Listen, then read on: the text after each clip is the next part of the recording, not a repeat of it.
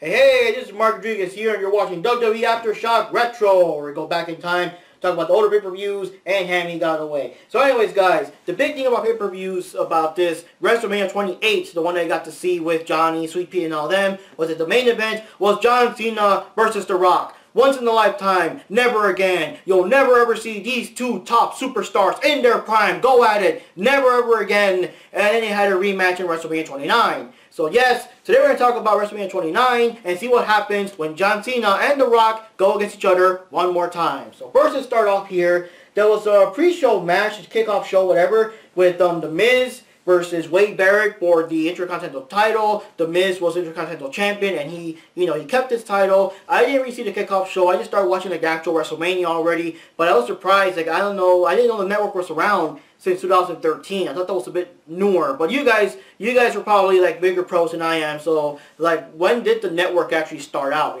But anyways. The first official match was The Shield, which was Roman Reigns, Dean Ambrose, and Seth Rollins all together, all good and buddy-buddy still, going against Randy Orton, The Big Show, and Sheamus to see if they could beat them, because at this time The Shield was undefeated, so they were trying to see if they could stop that. So, yeah, it was interesting seeing them all fight together and everything, seeing them all wearing the same Kevlar vest and all that. And I do have to say that it's kind of weird. I just noticed now, because I didn't really watch the old matches too much, I just noticed now that the Shield theme is basically what Roman Reigns' theme is now. And I mean, I got used to it. Right now, every time I hear that theme, that all I think about is Roman Reigns, But I'm just kind of thinking, like, I don't know. Now that Rollins has his own theme and Ambrose has his own theme, do you think that maybe Roman Reigns could also have his own theme, be more separated? Because, like, he's even still wearing the Kevlar vest. I mean, Ambrose and Rollins just changed completely their looks and everything. So, I don't know, food for thought. It's like I'm so used to, I got introduced to Roman Reigns as he is now. I don't know much about like before. So,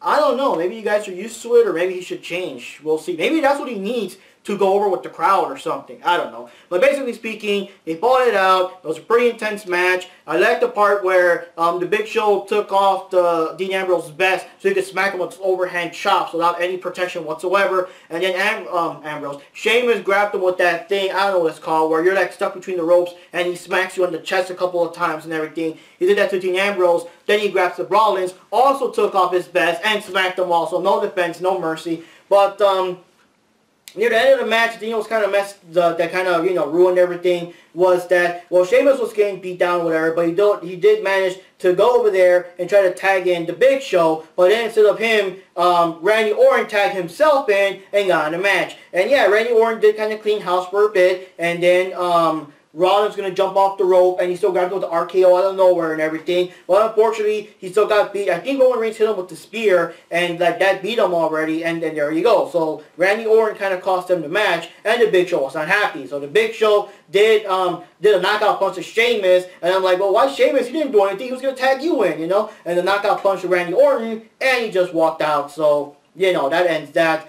But yeah, it's kind of weird. The characters, you still kind of see them having their traits they have now. Like, Dean Ambrose was still acting kind of crazy, still making like the crazy mannerisms. I did notice that Roman Reigns did do the Superman punch, but like no one said like, oh my God, it's a Superman punch. So I don't know if that move had a name at that time or I don't know. But yeah, it was an interesting match. The Shield won. The Shield is still undefeated. And then the next match we had here was Mark Henry versus Ryback. Basically, they were doing, I guess, like during Raw or SmackDown or whatever, they were doing like a bench press contest because, of course, Mark Henry's supposed to be the strongest man in the world. He did like 52 bench presses. It looked like Ryback was going to beat him with the tie. When he got to number 52, Henry showed up and like basically pushed the weight down on him, almost choking him and all that. So, of course, that's it off this match. So, yeah, it's a pretty intense match. The big deal was whether or not Ryback could or could not pick up 400 pounds of sexual chocolate, as what he's called, and slam him down for the shell shocker. And yeah, he tried to pick him up a little bit during the beginning of the match, but he just couldn't do it. Near the end of the match, he did pick him up, but then like he kind of toppled, and like all that 400 pounds of weight just slammed, just crushed him,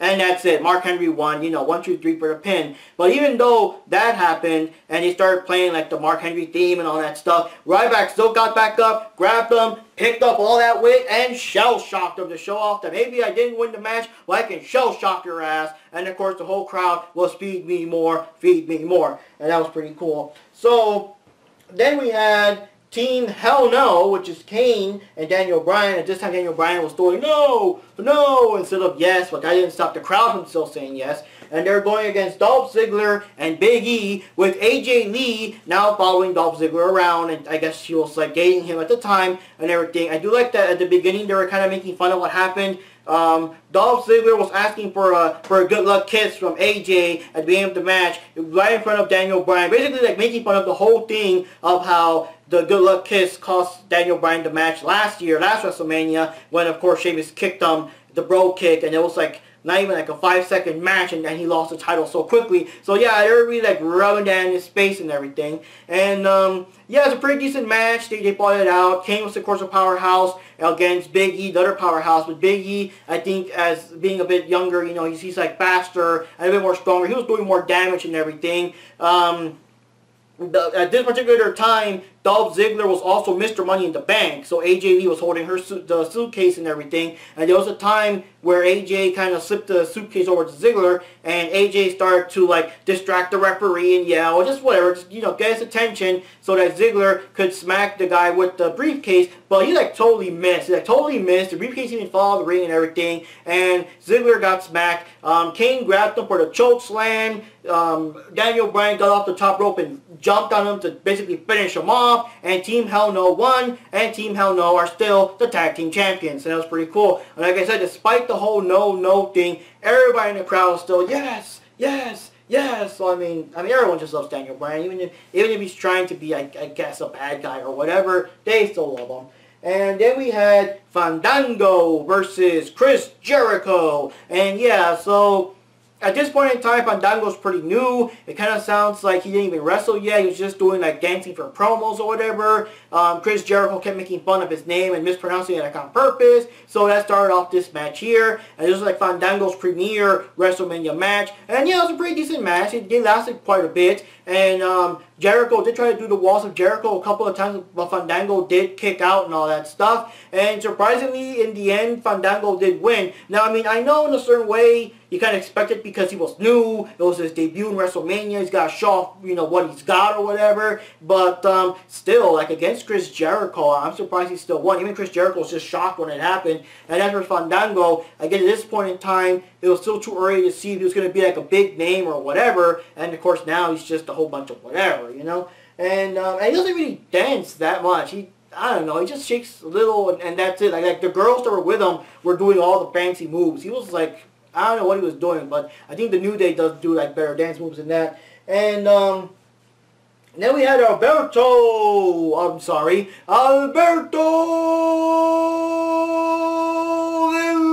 Rio. That's how you do it. Fighting against Zak Swagger and Zeb Coulter. And yeah, I do notice now why everybody was so pissed off or confused when Alberto Del Rio came back. This came back where he defeated John Cena, got the title, and Zeb was on his side, and they were doing America, whatever. Now I know why. Watching these promos, like he was doing like very strong anti-Mexican promos, and it's so weird. It's like blurring real life with the wrestling story or whatever. It's like, you know, saying how America's great and all that stuff, but these Mexicans sneak into our country illegally and steal our jobs and all that stuff. And yes, me and Johnny were born in the States, in case you guys are asking. But yeah, so Alberto Del Rio is supposed to represent that America really is land of free. Like, it could be a chance for anyone to come in and do what they can and make a better life for themselves and their family and all that stuff. And yeah, even in the promo at the actual WrestleMania, Zeb was like, this country's supposed to be great, blah, blah, blah, blah, but people are speaking Spanish, they're speaking Italian, they're speaking Korean, or Chinese, like, and all that. And even the announcers were like, wow, is there anybody he forgot to offend? I mean, like, geez.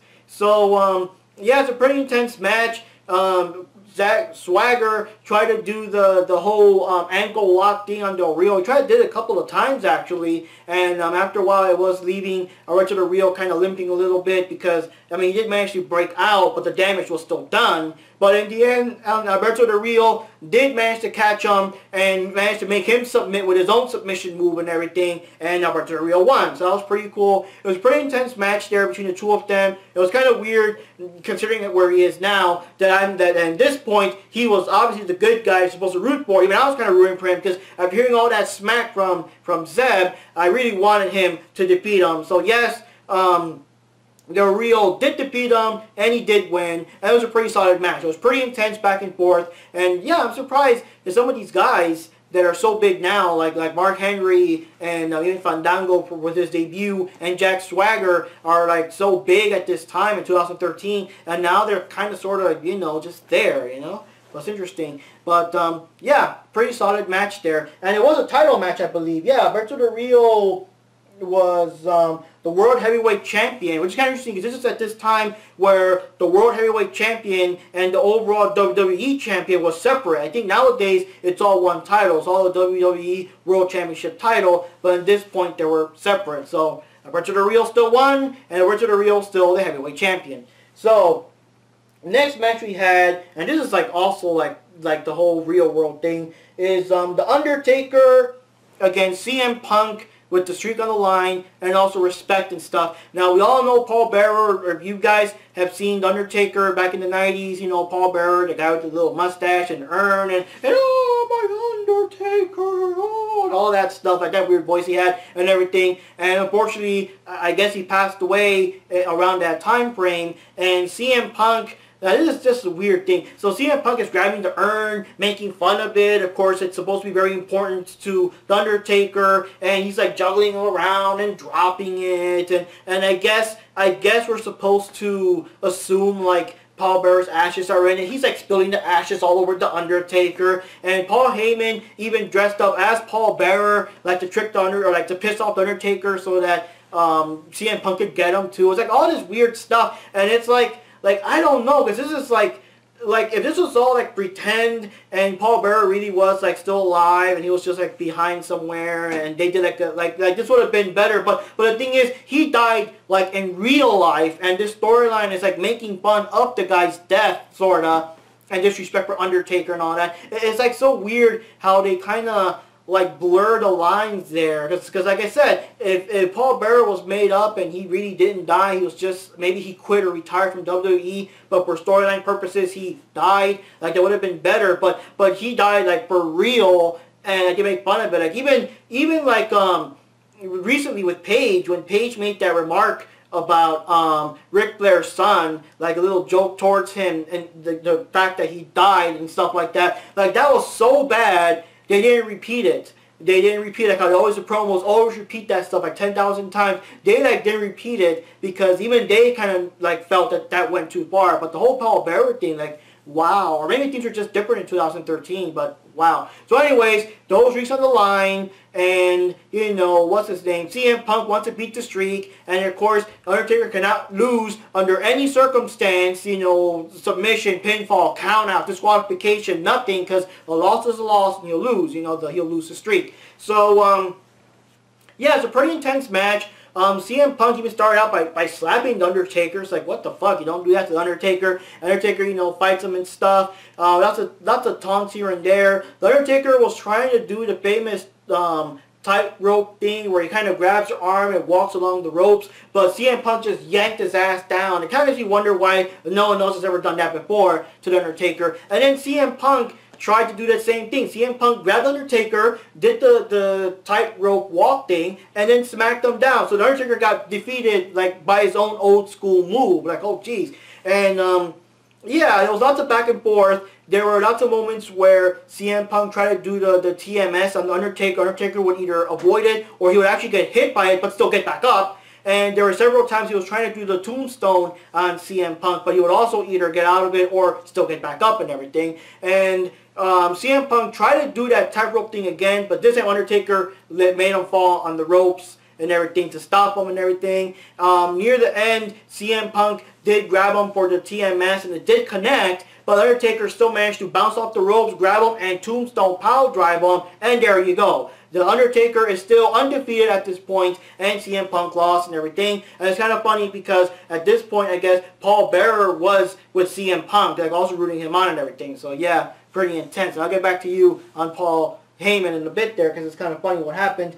The next match was Triple H versus Brock Lesnar, and just when I thought that maybe at this point in time Paul Heyman wasn't with him because he was with CM Punk, no, Paul Heyman was also with Brock Lesnar. He was like with both of these guys, you know, and I guess during the you know, Raw and SmackDown or whatever, Brock Lesnar broke Triple H's arm twice. He broke Shawn Michaels' arm. He like did the F5 on Vince McMahon and sent him to the hospital with hip surgery, which I don't know how they don't fire Brock Lesnar for that, but you know how it is. And so this is like the big thing. They're going to do a match. They're going to do conditions for it. And the funny thing was, like Paul Heyman saying, let's make this real personal. Like whoever wins gets to keep your woman, Stephanie McMahon. Or on second thought, maybe it should be whoever loses gets to keep Stephanie. And that's when like Triple H like starts beating him up and all that stuff. So that was kind of funny. But the main thing is, the stipulation is no stipulations, no holds barred, anything goes. So Shawn Michaels was there. I don't know why it was there. I thought it was like a guest referee, but they had a regular referee there too. So I don't know. So Triple H, Brock Lesnar, they fought it out. It was pretty intense. It was pretty brutal. I mean, I don't know if they used the term Suplex City at that time yet, but yeah, Triple H went to Suplex City, and he also ate a F5 or so. And there was a time where Brock Lesnar slammed Triple H through the announce table, and it just like collapsed the entire announcer table, and that was pretty intense. Triple H tried to smack him with chairs and stuff. I like that later on in the match. Lesnar grabbed a chair and bashed Triple H with it. He was like, I can play with chairs too, you know, and that kind of stuff. And Lesnar tried to do the Kimura arm lock on Triple H to try to break his arm again or make him submit. But the thing is that Triple H actually managed to reverse it and do the Kimura lock on Brock Lesnar. And it was pretty intense. There were times that really looked like if Brock Lesnar could have tapped out to his own submission move, no less, and everything. And yeah, it was pretty intense. It was pretty close there because every time he would break out or try to pick up Triple H and slam him, Triple H would just go right back into the hold again. So it was like pretty intense. But there was also a time where Shawn Michaels tried to interfere, tried to do the sweet chin music, but you know, Lesnar still knocked his ass out anyway, so Shawn Michaels didn't really do much of anything. And so near the end, Triple H managed to grab a sledgehammer and smash what's his name, Brock Lesnar in the face with it. Then he grabbed him on the steel steps, no less. Pedigree on the steel steps, and that's the end. Brock Lesnar's out. But wow, that was an intense match. That was like one of the most brutal matches I've ever personally seen Triple H in. I know there's probably a lot others, but you know, I haven't seen that much wrestling, especially back when Generation X was going around. But yeah, that was a pretty intense match. That was like super hardcore. That was like wow. And even though Brock Lesnar did lose, it was still like so close. And it's also weird because the way Brock Lesnar beats everyone, just Suplex City and F5s, like almost no competition. Triple H was one of the guys that actually did like go toe to toe and last a long time with him. Every other time it's like a triple threat match or something, or it's just like a squash match, you know, because it is pretty tough. I mean, triple threats makes it easier, I guess, two guys against him, but one-on-one, you know, well, you know what I mean. It's just very rare to see a good match where Brock Lesnar is really pushed to his absolute limits instead of just beating everybody with suplexes like till the end of time, you know. So anyways, now for the main event, which also surprises me that there was no Divas match at all. There was no Divas match at all during the whole thing. And also, I don't even know if AJ Lee was an official Diva or not at this point in time. She was following around Daniel Bryan before, and at this time she's now following around Dolph Ziggler. I don't know if she was an actual wrestler at this point or just like the girl that follows the guy. I don't know. And yeah, there was also the Hall of Fame, which had Mick Foley, Hall of Famer, Trish Stratus, Hall of Famer, which again made it weirder that she's like a Diva Hall of Fame, and there was no Divas match in this.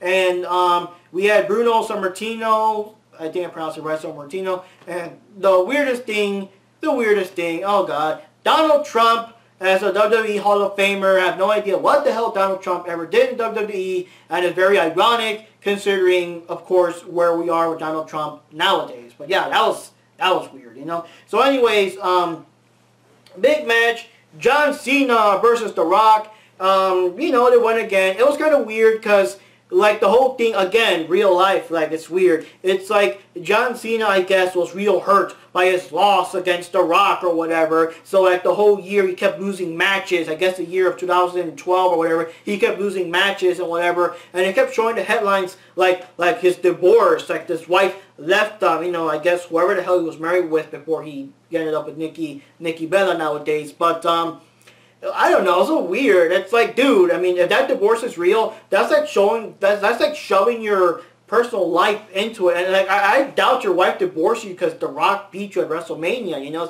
It's just a weird thing how they just throw that in there. So I guess like John Cena was like wallowing so much in self-pity, he was losing matches and he lost his wife. I don't know. And as for The Rock, his promo was all about, I'm the people's champion, everyone loves me, I'm The Rock, basically. So yeah, you kind of see where this was already heading before the match even started. So the match started, it was pretty slow at first, kind of whatever. It's like, sometimes, it's like these guys are so high profile, and they don't want to make each other look bad. Like, it looks like they don't even know how to start the match good, you know? But, yeah, during the match, there was a lot of back and forth here and there, and of course, they kept making fun of their moves and everything. The Rock was making fun of the five-knuckle shuffle and everything. John Cena was purposely making fun of the people's elbow, but it was a trap so that when The Rock would try to counter it, Cena would like get away and try to hit him and all that stuff. And yeah, the big thing is that John Cena actually hit The Rock with his own rock bottom move, and that was pretty intense. That was real close. I would have been so shocked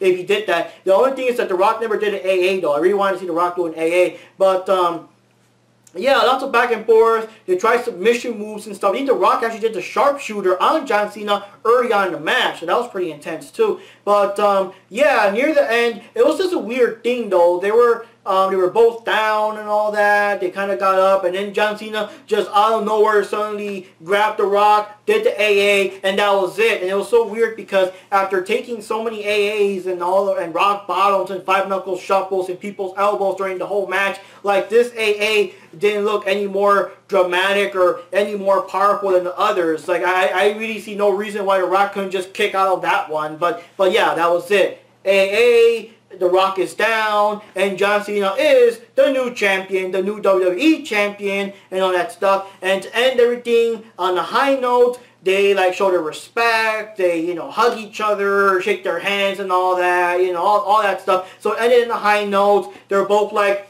the good guys of the story. They're both awesome and epic, and you know, The Rock is awesome. Like, he doesn't need to really win this match. He's awesome anyway. And John Cena got, like, redemption, I guess, to make up for his crappy year or whatever. But, yeah, pretty weird. So, anyways, the bottom line for the WrestleMania matches, I don't know. It's pretty interesting. I just kind of surprised by how they throw this stuff. They throw like Paul Bearer's death and John Cena's divorce, and then the whole thing like anti-Mexican messages. It was weird. It's like they were trying like to really bring the real world into this or something like that, you know. Now at the beginning of the WrestleMania, they were showing that they were showing support for the victims of Hurricane Sandy of that year. So I mean, but that's kind of cool. That's kind of different, but it is cool that they do show support for that. But yeah, it was like a real timepiece, I guess, this particular WrestleMania. But yeah, it was kind of epic. I got the favorite matches. I like the Shield match. That was pretty cool. I like the Undertaker match. I'm so glad the Undertaker did win.